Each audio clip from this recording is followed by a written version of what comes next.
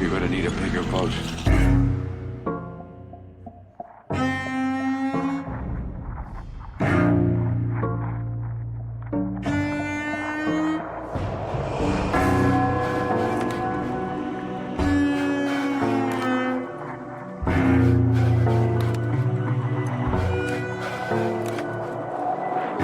Two, three.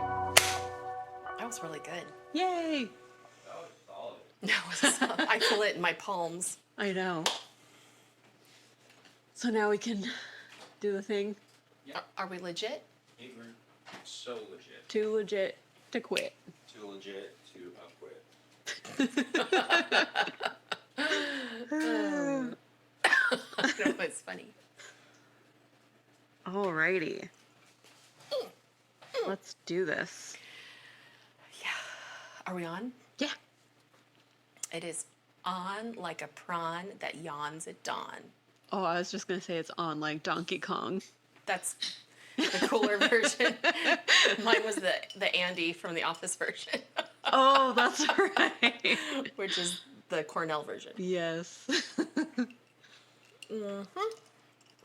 Should we? Oh, sorry. Go ahead. What were you gonna say? I would say, should we introduce ourselves? Yes. Okay. Okay. Um. I'm Olivia, Oh yeah. Let's switch it up. And I'm Drew. and we are. Oddly curious. Woohoo! And then the Law and Order sound. Bong bong. I don't know why that opening makes me pause every time. I'm like, But we've only done it 8 times. 9 times. 9. This is our 9th time. 9 times. Woohoo! I feel like next episode should be something big because it's the first milestone. I think so. Well, to be determined. Yeah, to be milestoned. Yeah. What? No. What? Yeah, that's exciting. I wonder if 10 is not a milestone for a lot of people, but for us, I feel like it's a big deal.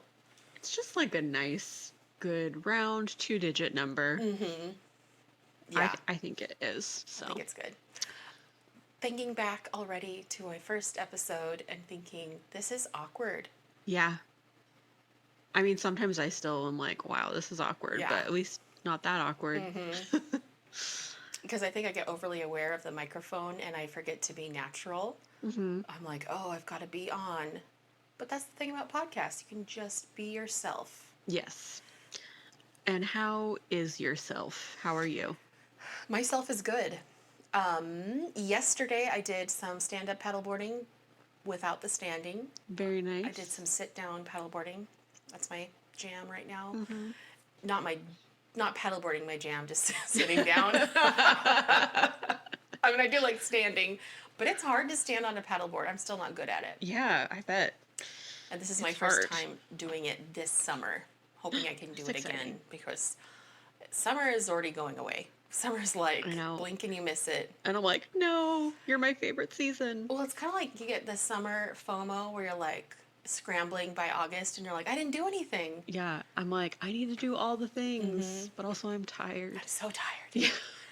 We're just tired. Yeah, my favorite thing has been just like lizard time out on the porch in the sun, just sitting there with Henry, and he gets really happy when I go out on the porch with him, so it's good for both of us. That's cute. Yeah.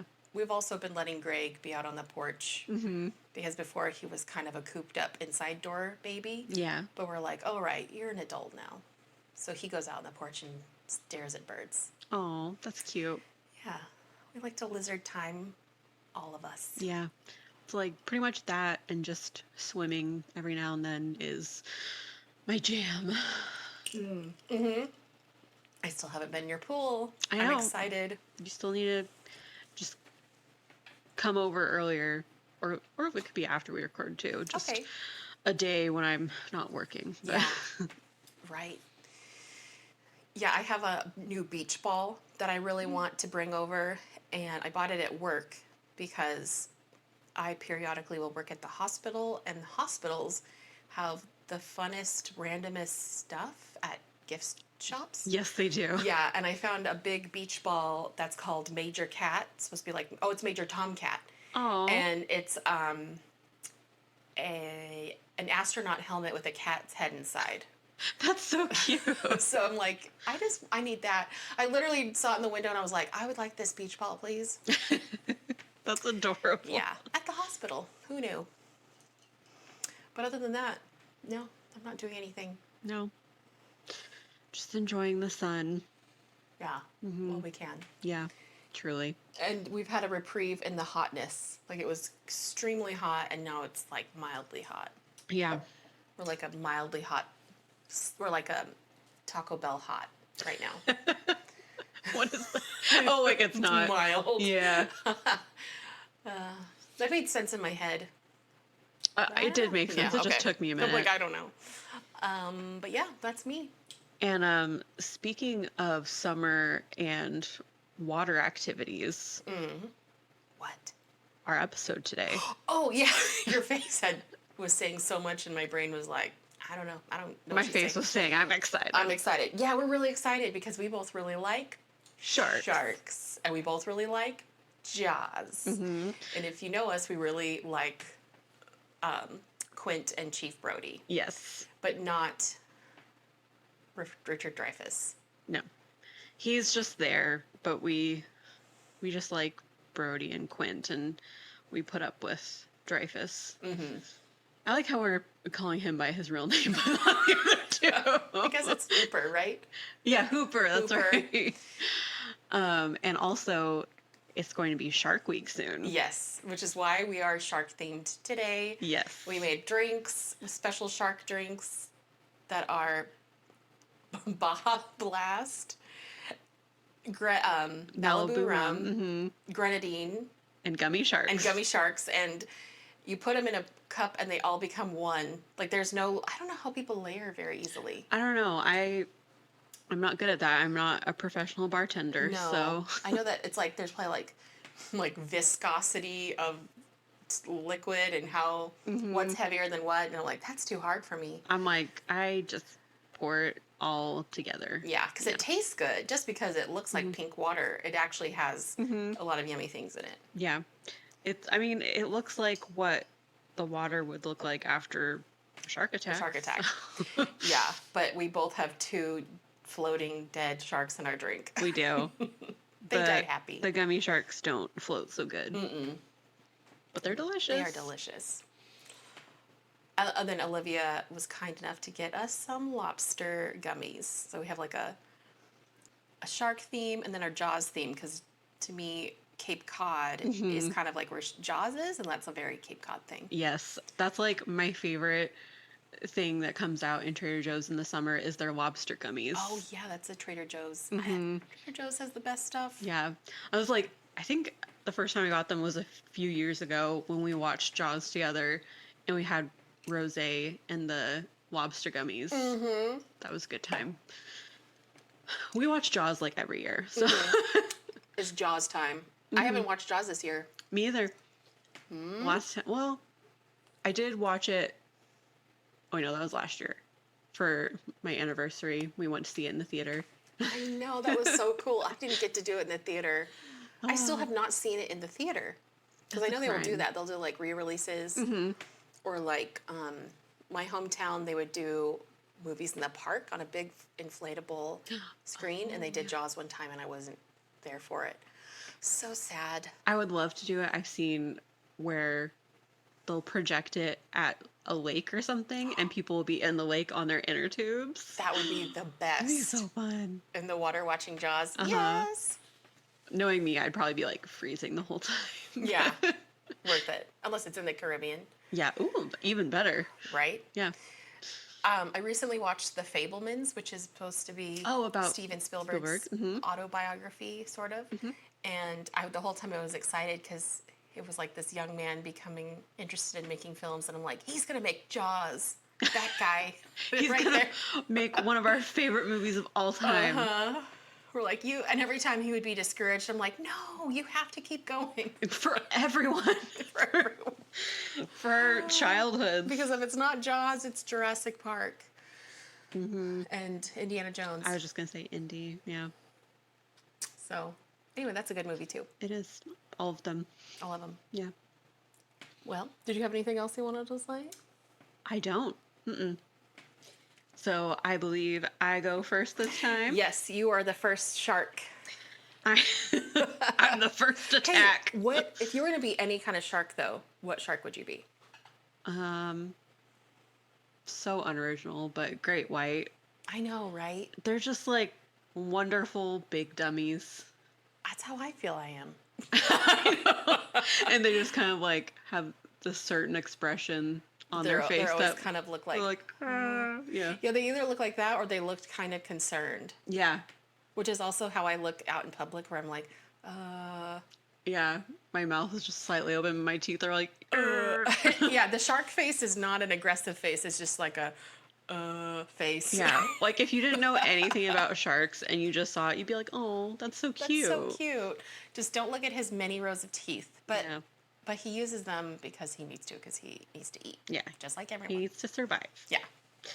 Okay, so my story that I'm doing is one of the events that inspired Jaws, and that is the 1916 Jersey Beach shark attacks.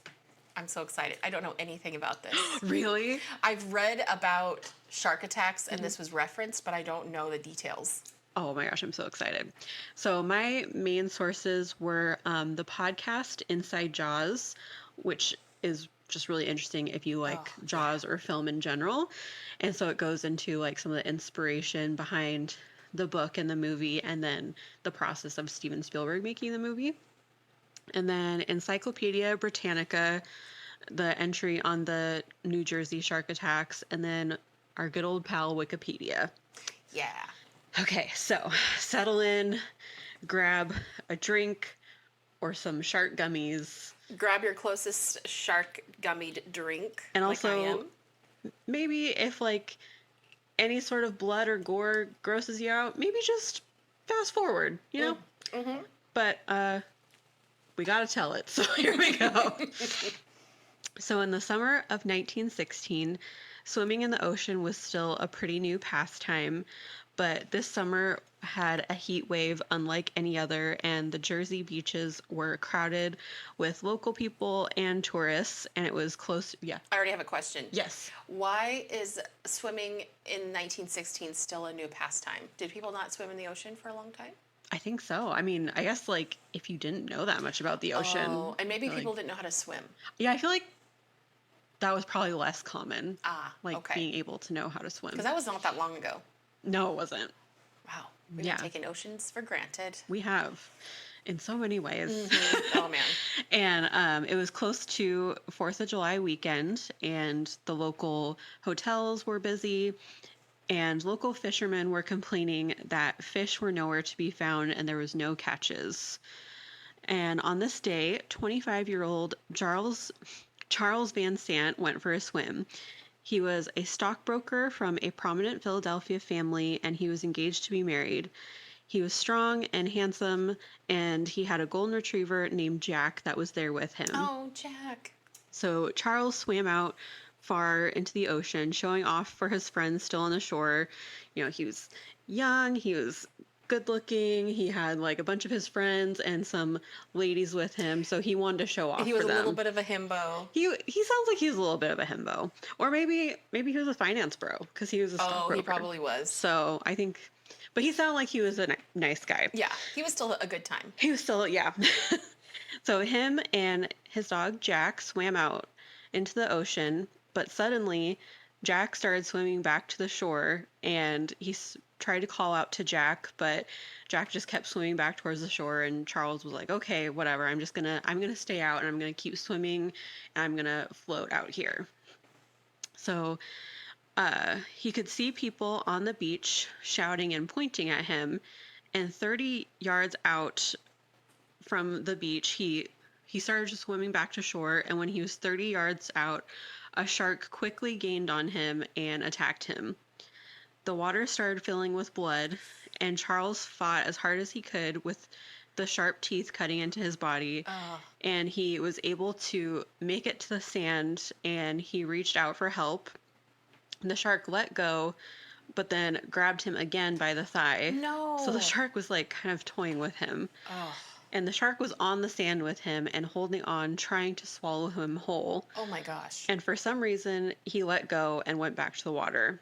People came and He was carried. embarrassed. So many people were watching. He's like, oh no, the sand, I don't know what to do I don't know here. what to do.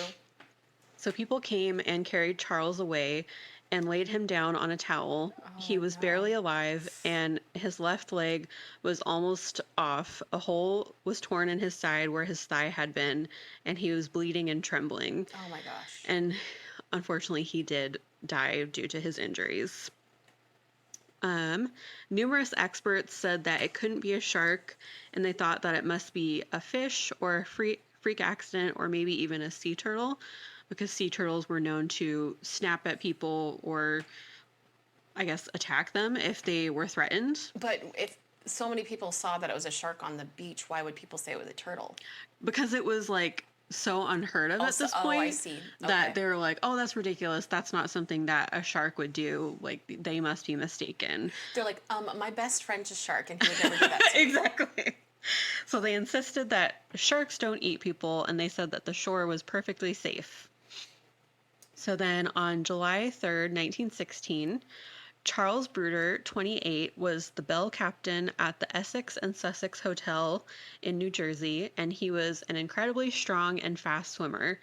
He had read about the death of Charles Van Sant, but he didn't believe that it was a shark attack because he was an experienced swimmer and he had never come across anything like that before. He figured that Van Sant had just drowned, and he thought, well, I'm such a strong swimmer that that's not going to be a problem for me. Famous last words. Truly. So he swam past the lifelines and the barriers in the ocean, and he was just out there floating in the ocean, similar to Van Sant. And then all of a sudden, Bruder was lifted up and over the water by a shark. Onlookers saw a spray of crimson water burst into the sky, and Bruder was dragged across the water left and right, being thrashed and pulled under and spit out over and over. Lifeguards searched for him and saw his head bobbing in the water. They lifted what was left of him onto the boat, and he was alive but bleeding out. And he was such a horrific sight that the lifeguards started crying, and some vomited over the side of the boat at the sight. Oh my gosh. His feet and his legs were gone, and there was a gaping wound in his side, and intestines were sliding onto the deck from the wound. And Charles died very quickly, of course. I hope so. Yeah, That would right? be, You would hope. That's or awful. at least I hope he was in shock and he couldn't tell what was happening. It sounds like, at least from like the onlookers' descriptions, that he was in shock and like he immediately bled out. But I like that is so horrifying, and like I can't imagine being one of those lifeguards, and it's just like so horrific that you just burst out crying. Yeah. Yeah. The years of trauma and nightmares they've had since. And it made me think of that first scene in Jaws with the girl swimming. Yeah, when he's like thrashing her side to side. Yeah. Which that seems kind of like far-fetched, like, would he really do that? But sharks, Turns out they do. they do, yeah. I imagine it's a way of like debilitating their prey before Disorienting them so they don't fight back. Exactly, which it works. worked. Yeah. So the response after the second attack was much more sensational and panic-inducing. There was a press conference on July 8th at the Natural History Museum with 3 experts: Frederick Augustus Lucas, John Treadwell Nichols, and Robert Cushman Murphy. They tried to allay fears by saying a third attack was unlikely, and the only ichthyologist, Nichols, advised that swimmers should stay close to the areas by the shore that had been installed after the first attack. They had some like netted areas with some barriers. Because they're like, teeth can't go through net. Yeah, or at least like, I don't know, it's somewhat of a deterrent. True, yeah. So people have debated what species of shark was responsible for the attacks. They debate whether it was a bull shark or a great white shark. The scientists thought that a rogue shark must be responsible for the attacks, that he had just like gone rogue from his little group of, are they solitary? I think they're solitary. I think they're solitary hunters, but that he I don't know what rogue means, if it's just like he's doing crazy things or He what. had like been writing manifestos, and I guess. he's like, humans are the problem. He's like, I have a vendetta against people now. Maybe. But several fishermen claim to have caught the Jersey man-eater, which is what they're calling the shark. That's actually a very scary name It for is. some reason. If you don't know that it's a shark, you're just like, what is that? What is that? Because, I mean, unfortunately, because we know very scary names for killers, it could be literally anything. It could. But when you find out it's a shark, you're like, oh, phew, it's just a shark.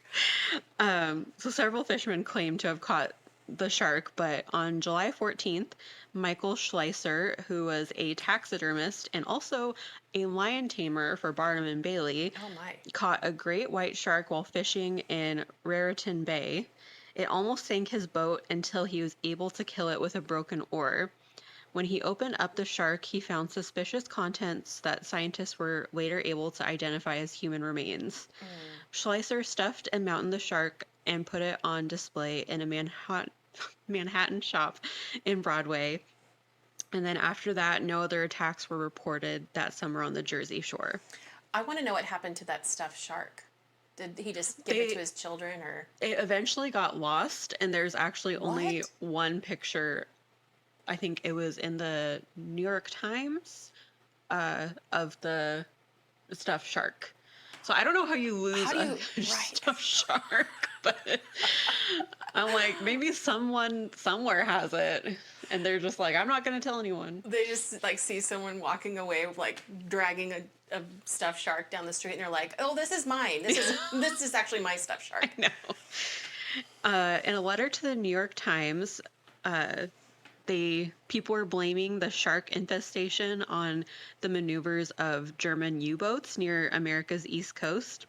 And the anonymous writer claimed these sharks may have devoured human bodies in the waters of the German war zone and followed liners to this coast, or even followed the Deutschland herself, expecting the usual toll of drowning men, women, and children. The writer concluded this would account for their boldness and their craving for human flesh. That makes sense because of what we know about sharks now is that they have such an abundance of food for like as far as seals or sea lions that they don't go for humans unless they have already been like, this is all I have. Yeah, and they're like, oh, you know what? This tasted pretty good. Right. Let's go look for some I feel more. like it's a little gamey, but once you get used to it. Yeah.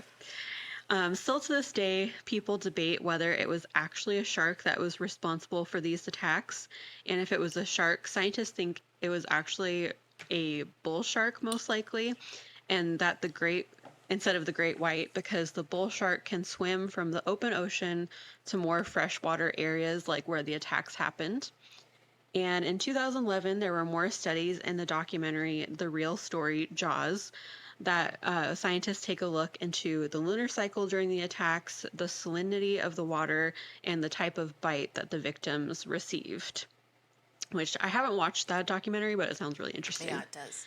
And then, of course, when we talk about the shark attacks, we have to talk about the cultural impact.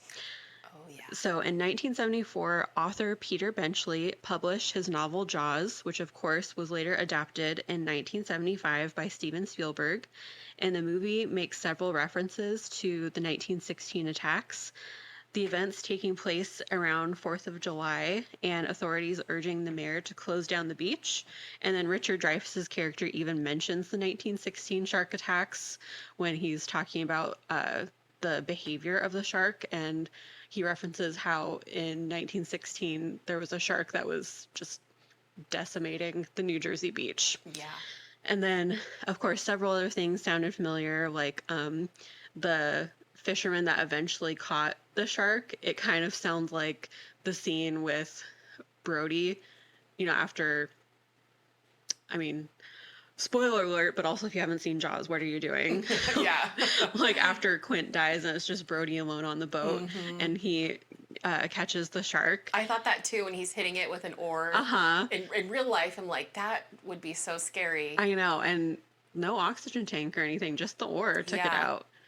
Yeah, and then a lot of fishermen were claiming that they caught the shark. Right? And it really was something else. Yeah. So yeah, that is the 1916 New Jersey shark attacks and the effect that it had on Jaws. Wow, that's so interesting. I definitely recommend listening to the Inside Jaws podcast, but like I said, if you are like don't like gore or anything, I would say he goes into more detail than me. And because it's a Wondery podcast, there's a lot of Foley work. So there's True. like someone screaming in the background during the story. Yeah, and it's not like the real scream, but But it's still terrifying. yeah. But they do such a good job on that podcast because they also did like Inside Star Wars. Yeah, and I think Inside Psycho. Yeah, but yeah, Jaws is definitely my favorite one. Yeah. Definitely same, and we both really love Star Wars and Psycho.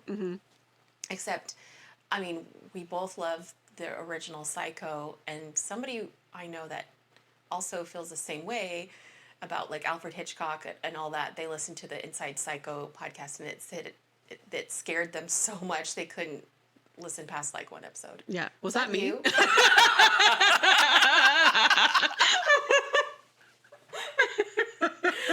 I'm like, that sounds familiar. I was like thinking like, wait a minute. Yeah, it's because I listen to a lot of true crime, but anything about Ed Gein, I automatically skip. Oh, that is a major. can't do That's an it. out. Yeah. So as soon as they started talking about Ed Gein on Inside Psycho, I was like, no, You're like, goodbye. nope, I'm good. I did that also. Ed Gein is one, and then Albert Fish is another. Oh gosh, yeah, I Word. can't do that. I tried, and then I was like, I have the choice to not listen to this, and I'm choosing goodbye. I'm choosing peace. I'm choosing peace. Yeah. Oh my gosh. Yeah. Gross. Yeah. Yeah, we're like, sharks are cooler than them. Yeah, sharks, they're just like doing their own thing. Like they might occasionally get a human, but they're like, hey, I'm just trying to get food, man. That's how they eat. I mean, Yeah. unfortunately, they have so many teeth, and they are not herbivores. They're not omnivores. They will eat anything thrashing around in the water. Yeah.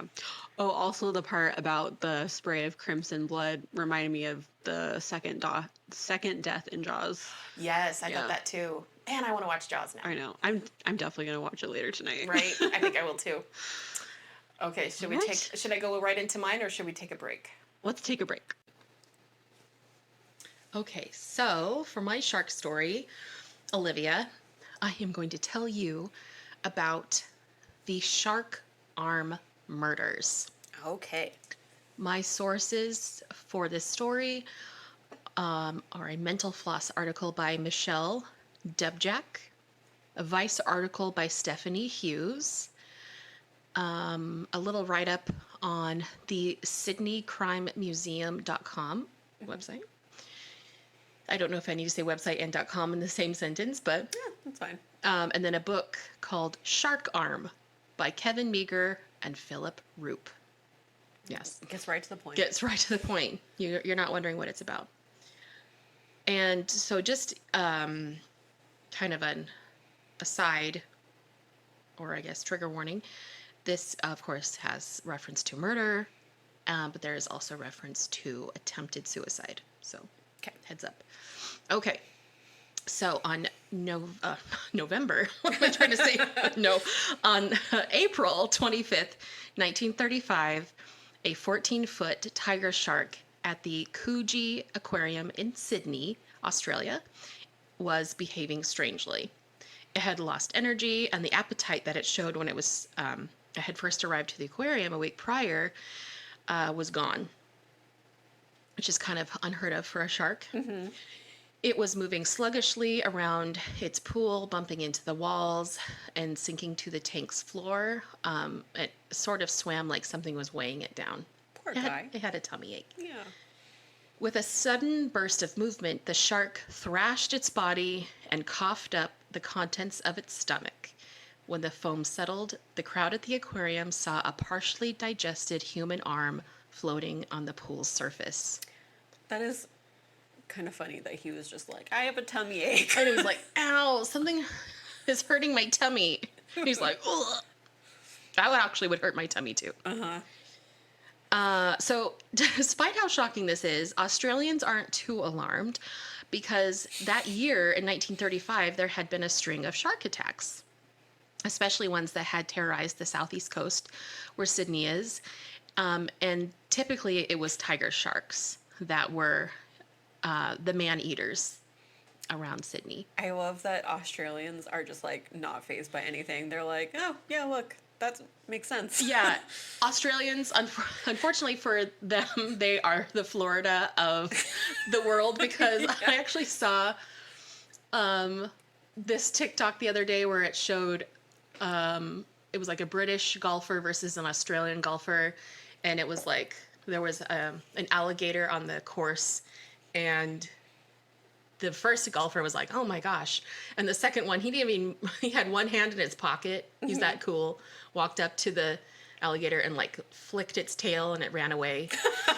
And people in the comments were like, "Actually, that is Floridians on a daily basis. They're like, get out of my way." That's so funny. Yeah, so like between the two of them, they're not fazed by anything. Nope. Okay. So, in addition to these deadly shark encounters in the area, the whole Coogee Beach already has a murky past. It's a part of Sydney that has ties to a dark criminal underworld and can be known as being very violent. In 1935, in addition to this, the Great Depression is in full swing. So a lot of people are out of money, are feeling down on their luck. And just a year prior to this, there was a horrific pajama girl murder where a young woman's body was found badly burned. So speaking of all this, Sydney residents are feeling like they need a little levity in their life. And today, of the throw-up day of the shark, it's the 25th of April, and this is called Anzac Day. It's kind of similar to the Memorial Day for Americans, and Australians and Kiwis, New Zealanders, observe it. So everyone has the day off. They are, they're out to go have fun. They're like, we got to do something fun because everything's sad. So they go to the aquarium to see the new star of the show. And aquarium proprietor Bert Hobson and his son just caught this shark about a week prior, and they were trying to turn around the down on its luck Coogee Aquarium. Originally, they had reeled in a smaller shark, but then that smaller shark was immediately eaten by a much larger tiger shark as they were reeling it in, which is kind of funny. That tiger shark is like, ha ha, and then he's like, oh no.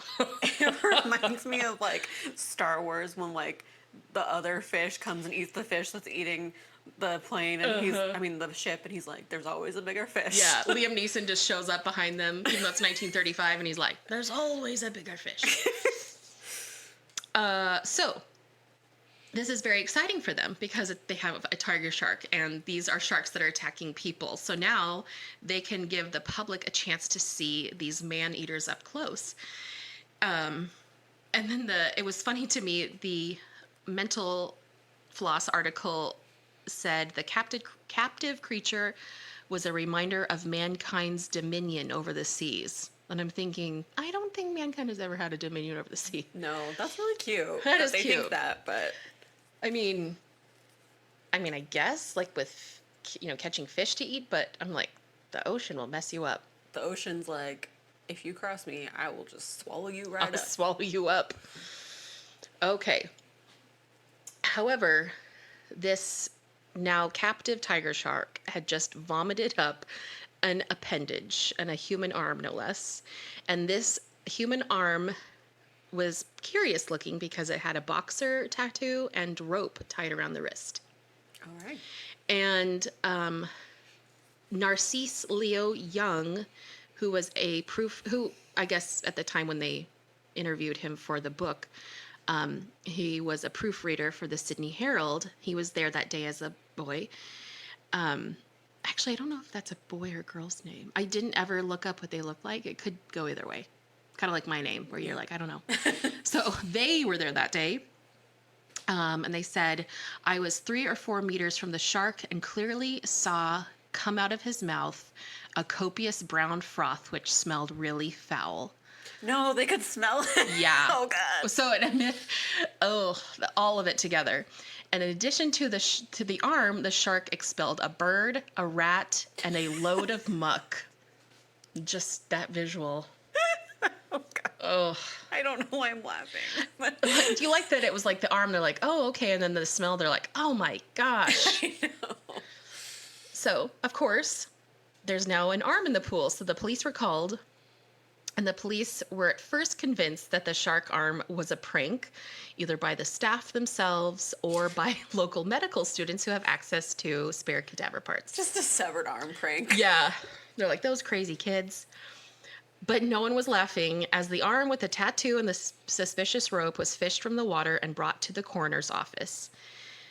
As the incident became more unsettling, because further details emerged, as the coroner reported that the arm was not bitten off by a shark, but cleanly cut off with a knife, which meant the shark had vomited the remains of an innocent party in an apparent murder.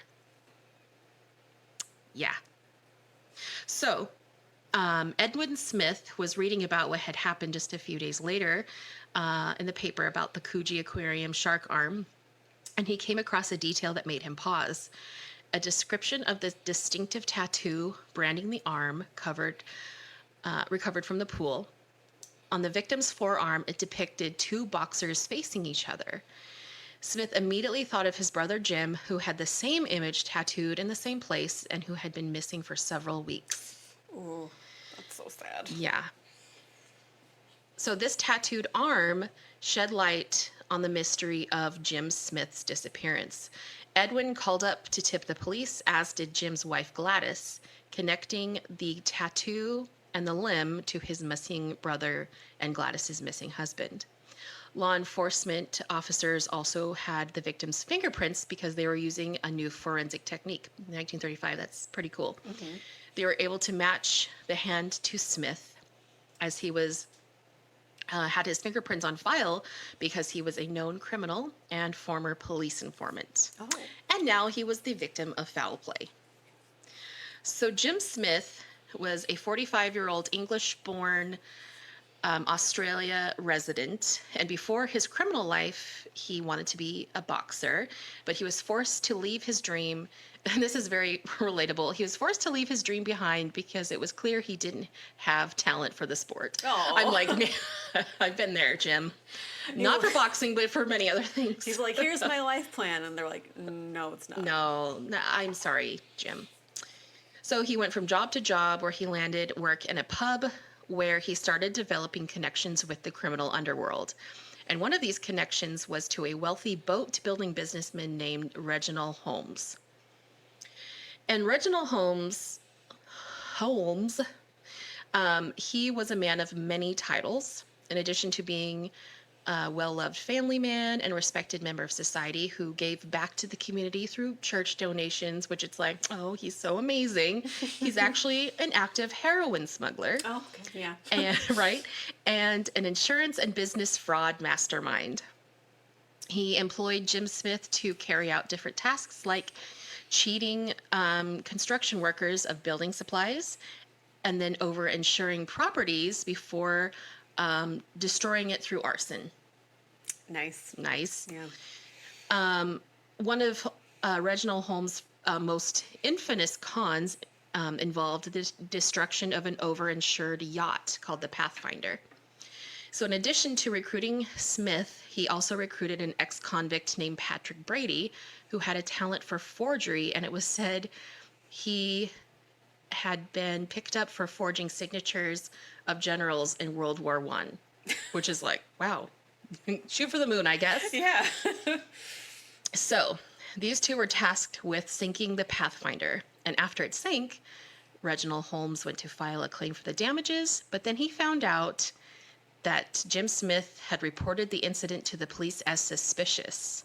So Holmes had to pay for everything out of pocket, which was hard during the Great Depression. Yeah. He also should not have been doing it in the first place, but whatever. And this led to obviously a falling out between the two men. And this was exacerbated when Jim started to blackmail Holmes.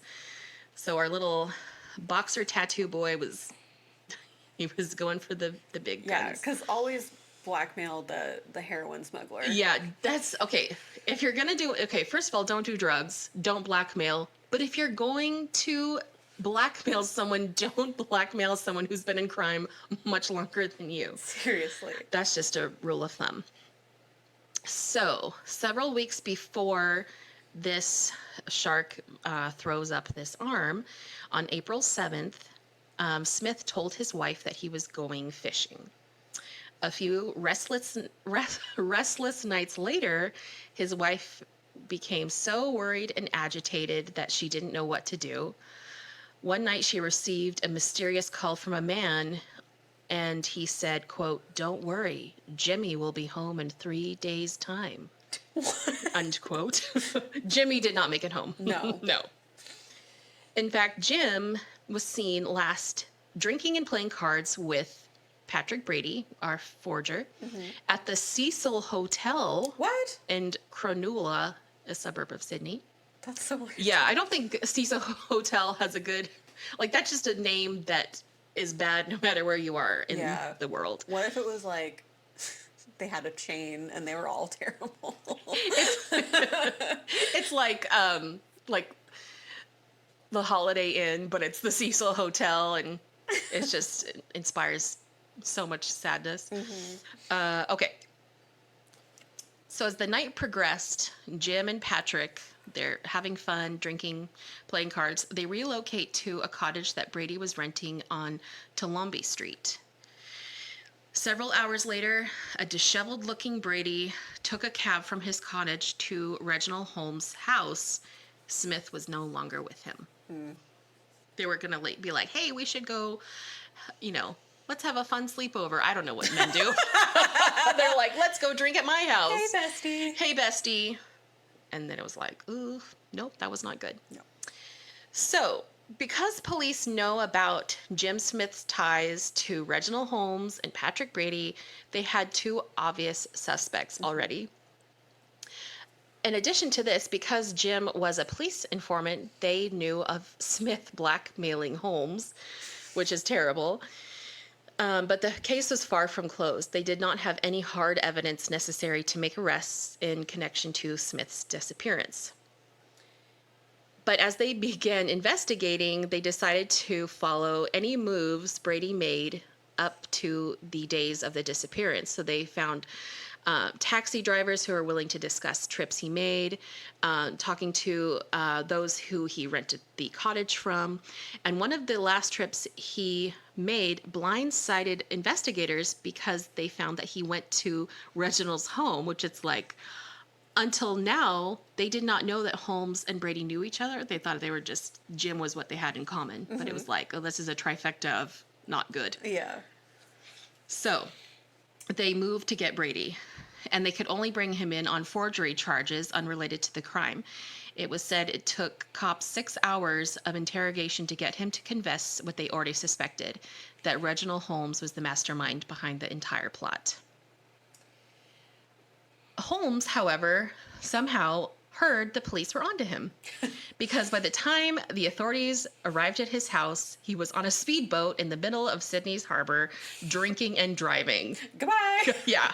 He's like, not only am I going to drive away, but it said he grabbed a bottle of liquor and was drinking it while steering his boat. course. Because he sounds like someone that makes good decisions. Yeah. He's like, if I'm going out, this is how I'm going out. Exactly. At one point, he stopped the boat and rose before a group of spectators who were gathering to watch the chase. Reginald uttered a nonsensical warning, quote, "Jimmy Smith is dead, and there's only one another left. If you leave me until tonight, I will finish him." Then he shot himself in the head and fell into the water. What? I don't think you're going to finish him, bud. He's like, I was just joking. It's for dramatic effect. He was like, I'm very dramatic. So it looked like the case had come to a dead end, but Holmes survived. What? Yeah. The bullet left him with a non-fatal wound to his forehead, and he was able to haul himself back into the boat. So after this dramatic chase, the cops finally arrested him and dragged a confession out of him that would prove, or tried to drag a confession out of him, but that was more difficult than him trying to kill himself. However, he did identify Brady as Smith's murderer and painted himself instead as the victim of blackmail. According to his story, Patrick Brady had acted alone while killing and dismembering Jim Smith in his cottage on Tolumbi Street. He allegedly dumped most of the body parts in the sea but held onto the arm as a threat to Holmes. In his version of events, Brady brought the limb to Holmes' house and warned him that he would be next if he didn't give him a generous amount of money. Holmes held onto the arm and then claimed, which I'm like, why was he keeping it? I don't know. But he claimed he panicked and got rid of the arm by tossing it in the ocean, where then the shark swallowed it whole. It sounds like a lot of like, and then I did this, but then I didn't know what to do, so I did this. Yeah. Yeah. The only thing that tracks is the throwing it in the ocean, because obviously the shark did swallow it. Yeah. He's like, actually, the shark murdered him. I don't know why. The shark was so nice at first. And the shark used a saw. He guess. didn't bite. Yeah. Okay, so regardless of how truthful this story was, investigators concluded that the arm was likely consumed after being disposed of in the ocean, like you said. That's the most obvious point. And the timeline did make sense. Tiger sharks have a slow digestive tract, and the arm could have been sitting in the animal's stomach for up to 18 days before it was thrown up. So it's like whatever, I mean, I'm guessing it's like a way for them to, if they don't have like access to a lot of food, they can just keep it in their stomach. But 18 days to digest something, that's a powerful digestive tract. Like that really keeps things intact. It still had a tattoo after that long. I know, the fact that they could like make out the whole tattoo. Yeah, that's kind of impressive. It's even possible that the arm was inside the first smaller shark that Bert Hobson caught before the tiger shark ate the smaller shark, which this article, I think it was the Vice article, said, creating a very unappetizing version of turducken. You're like, you put an arm inside a shark, and then you put that shark inside of another shark. I just imagine like the tiger shark is like, man, what did this guy eat? Yeah, like, I don't feel good. Like, clearly he digested the first shark, but what was inside that shark was like, gross. Okay. So the question of how the arm was separated from Smith's body in the first place was what remained unanswered. So obviously his arm was in a shark, but how did it actually get there and why? Why did somebody cut his arm off and who did it? Okay, so while they're doing all this investigating, on June 11th, 1935, Holmes withdrew 500 Australian dollars. It said pounds, but I think it was probably dollars from his account, and late that evening left home. He told his wife he had to meet someone. He was also very cautious as he left his home, accompanying his wife to the door of his sedan. Early the next morning, the day of the inquest he was meant to attend, he was found dead in his car on Hickson Road, where his home was. He had been shot 3 times at close range. The crime scene was made to appear that Holmes had committed suicide, but forensic police had no doubt that he was murdered. Yeah, he was shot 3 times.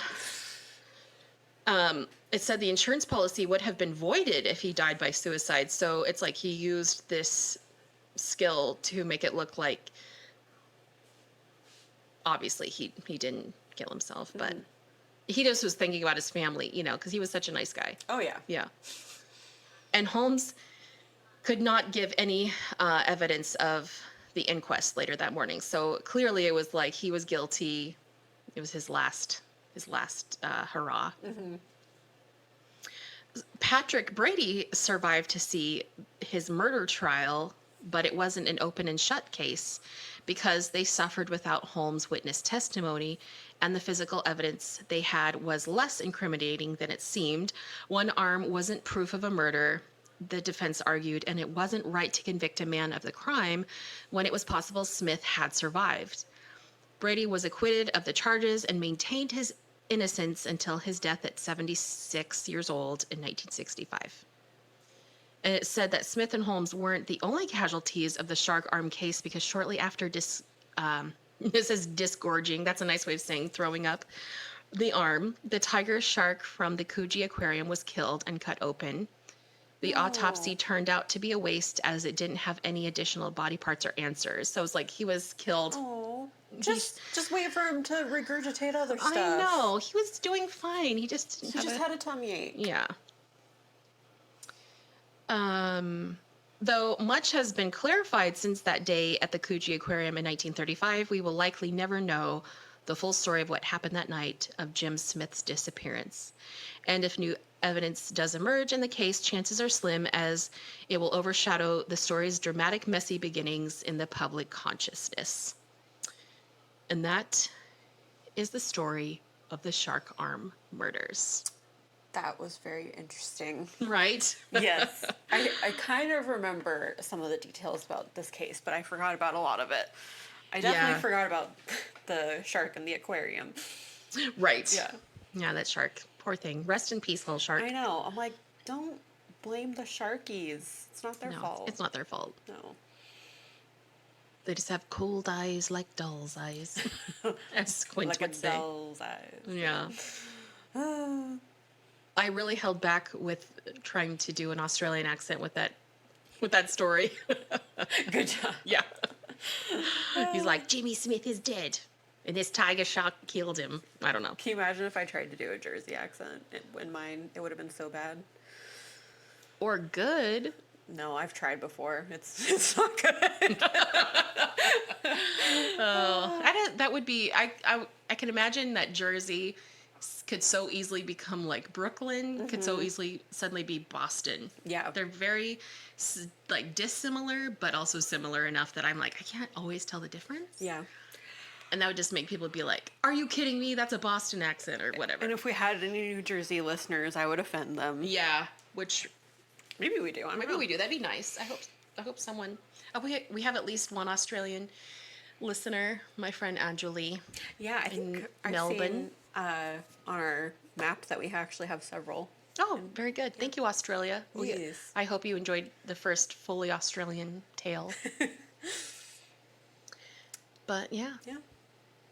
Also, we're still trying to figure out the best way to sign off this podcast. That's a work in progress. Yeah, if you have any suggestions, please feel free Yeah. to give them to us, because every time we kind of just start rambling at the end. Which is kind of true to who we are. It is, yeah. We're like, oh, I had another thought. Oh, and here we go. Yeah. But do you have anything you'd like to add before next time? Be careful in the ocean and don't swim out too far for many reasons. For many reasons. And be nice to sharks and appreciate them for what they are. Yeah. They're not the enemy.